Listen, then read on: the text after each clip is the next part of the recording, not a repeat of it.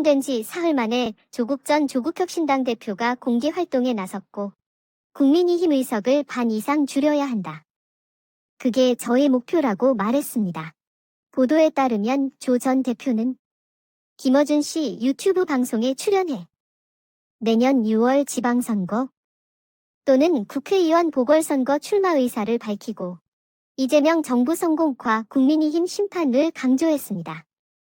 같은 날 국립서울현충원을 찾아 김대중 전 대통령 묘역을 참배했고 주말에는 문재인 전 대통령 예방 계획도 알려졌습니다.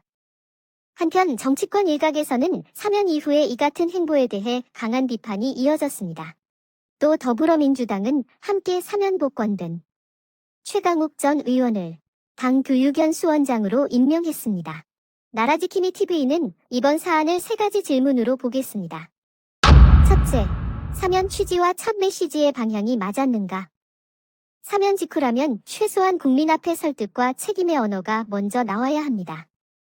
그런데 첫 메시지가 거대 야당 심판, 의석 절반 축소 같은 공격형 정치 기조라면 사면의 사회적 수용성을 스스로 낮출 위험이 있습니다. 사면은 법적 절차를 넘어 공적 신뢰 회복의 출발점입니다. 나라지킴이 TV는 복귀 무대와 첫 워딩에서 통합반성 설득이 더 분명했어야 한다고 봅니다. 둘째, 복귀 무대의 상징성입니다. 조 전 대표가 선택한 첫 공개 발언 무대가 특정 성향으로 인식되는 유튜브 채널이었다는 점. 이건 정치 전략상 지지층 결속에는 유리할 수 있지만 중도 확장에는 불리합니다. 사면 직후라면 오히려 상징성 낮고 질문이 더 까다로운 장. 예컨대 기자회견 또는 다양한 매체와의 인터뷰에서 광범위한 국민을 향해 메시지를 내는 것이 공적 책임에 부합했다고 봅니다. 셋째, 민주당의 인사 메시지입니다. 사면 복권 당사자가 곧바로 당교육을 총괄하는 자리로 복귀한다.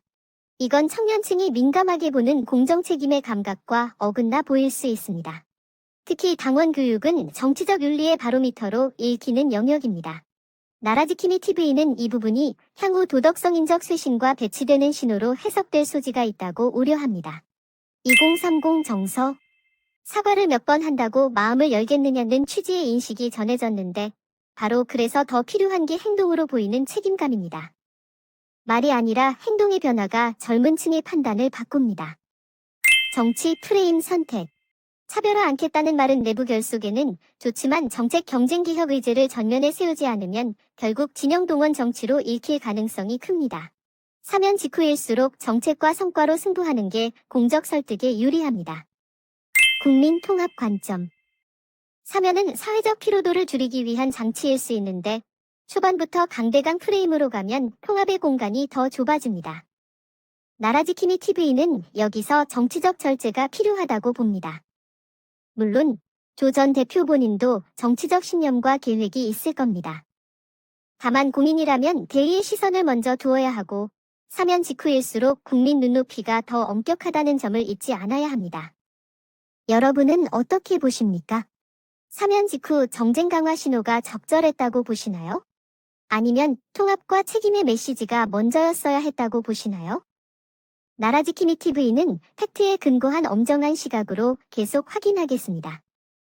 오늘 나라지킴이 TV가 전한 소식이 유익하셨다면 구독과 알림 설정 부탁드립니다. 그래야 중요한 정보를 빠르게 받아보실 수 있습니다. 좋아요도 꼭 눌러주시고 댓글로 여러분의 생각과 의견을 활발히 나눠주세요. 여러분과 함께 보수의 가치를 지키고 더 나은 대한민국을 만들어가는 길에 함께하겠습니다. 감사합니다.